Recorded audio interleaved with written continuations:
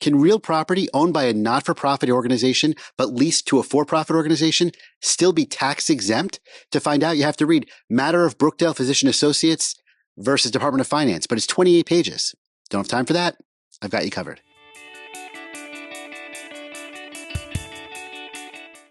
This is TLDR, Too Long Didn't Read, where I cover New York Court of Appeals cases and I try to do it in 5 minutes or less. This is the episode on the case of Matter of Brookdale Physicians Dialysis Associates.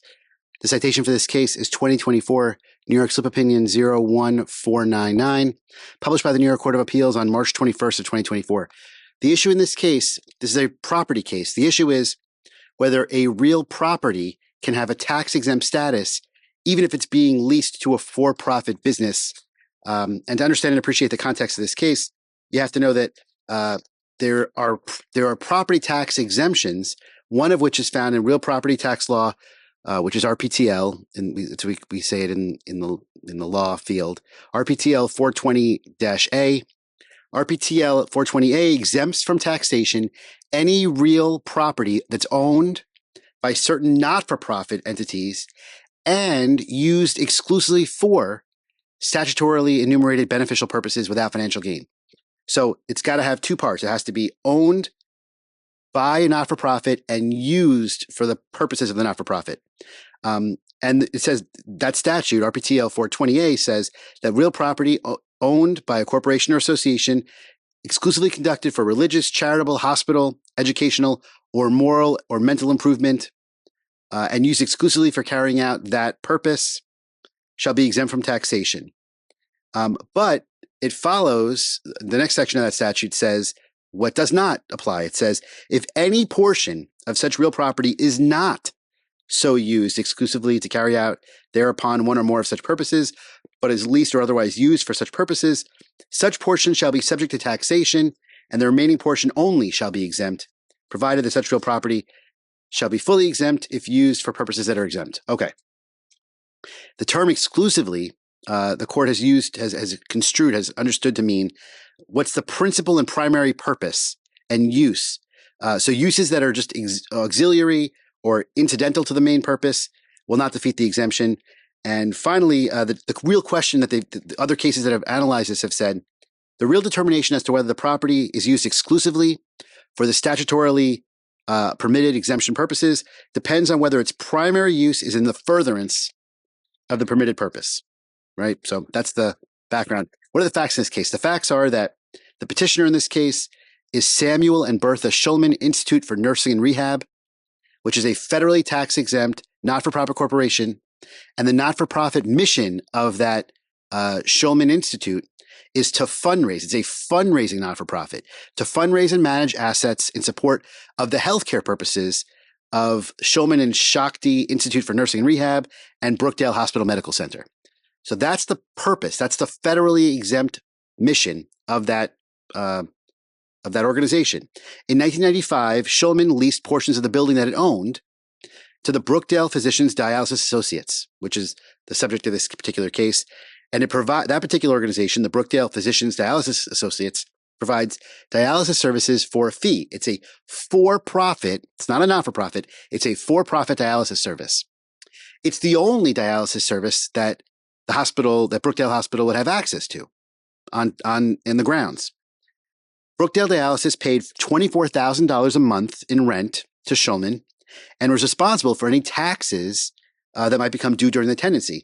But from 2001 to 2013, the building was considered tax exempt under RPTL 420A because it was owned by Shulman and they'd applied for a tax exempt status for the use of this dialysis center. But in 2013, the Department of Finance retroactively revoked the tax exemption back to 1996, saying that the space had been leased to a for-profit commercial entity, which is Brookdale Dialysis Associates, and therefore the tax-exempt status was improperly given. Shulman then, the owner of the building, the not-for-profit owner, filed an Article 78 petition to annul Department of Finance's determination based upon Department of Finance's failure to show that it considered whether Brookdale Dialysis Service was reasonably incidental to or in furtherance of the exemption purpose. Okay?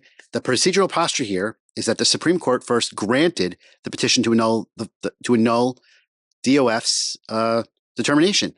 and restore the property to tax-exempt status. DOF, the Department of Finance, appeals to the Appellate Division, First Department, and they affirmed.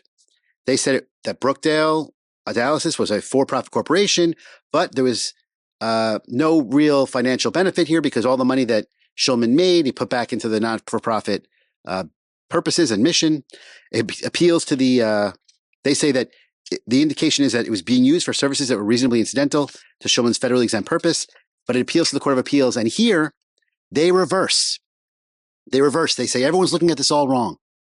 They say there's a couple of basic rules we have to consider, a couple of basic rules that we think about. Exempt statute should be strictly construed as against the taxpayer. We construe it against the taxpayer. Secondly, when a municipality like the Department of Finance wants to withdraw a previously given tax exemption, they bear the burden of proof to show that the real property is subject to taxation. They can do it a number of ways, either by showing the petitioners are not properly organized or conducted for an exempt purpose, that the property is not being used for an exempt purpose, that there's been a change in the law, a change in the property's use, or that the exemption was wrongfully given in the first place. And that's what we have in this case. They say, what the Court of Appeals says is that 420A sub 2 is written in the disjunctive, meaning that there's a choice between two mutually exclusive possibilities. What it says, if you remember what I said in the beginning, if any portion of the real property is not so used exclusively to carry out thereupon one or more of such purposes, but either is leased or is otherwise used for such purposes, such portion shall be subject to taxation. They're saying, in other words, and as relevant to this appeal, they say, if the property is not exclusively used for an exempt purpose and is leased in whole or in part to the non-exempt entity, the leased portion is taxable.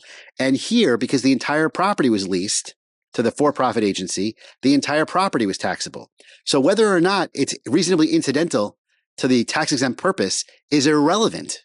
It's irrelevant if the property is being leased to the for-profit entity. And that's the case here.